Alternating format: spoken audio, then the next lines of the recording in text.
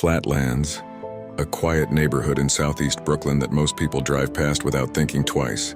But hidden in its streets is a story that goes back centuries, long before New York was even New York. This land was once home to the Canarsie people, part of the Lenape nation. They fished these waters, grew maize in these fields, and built a way of life that stretched across what we now call Brooklyn. Few realize that the very word Canarsie still lives on in the names of our neighborhoods, a faint echo of a people nearly erased. When the Dutch arrived in the 1600s, they saw Flatlands not as home, but as farmland. They called it Nieuw Amersfoort, a small farming village where they grew tobacco and corn. The Dutch Reformed church they built here in 1654 still stands today, making it one of the oldest churches in New York.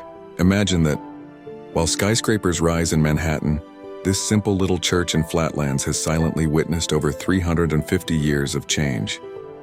What most people don't know is that this community, like much of Brooklyn, was built on the backs of enslaved Africans.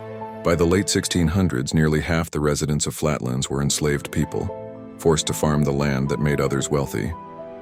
Their names were rarely recorded, their stories rarely told, but their labor shaped this neighborhood just as much as the Dutch settlers did. For centuries, Flatlands stayed rural, fields, farms, and dirt roads, long after the rest of Brooklyn began to urbanize. In fact, it wasn't until the 20th century that Flatlands began to look anything like the Brooklyn we know today. Even then, it held on to a kind of small-town feel, where neighbors knew each other and where the past never felt too far away. Today, as you walk through Flatlands, you might not see traces of the Lenape, the Dutch farms, or the enslaved Africans who once lived here.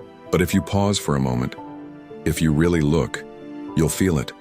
The weight of history in the soil beneath your feet, the whispers of lives that came before us, and the reminder that even the quietest neighborhoods hold stories that deserve to be remembered.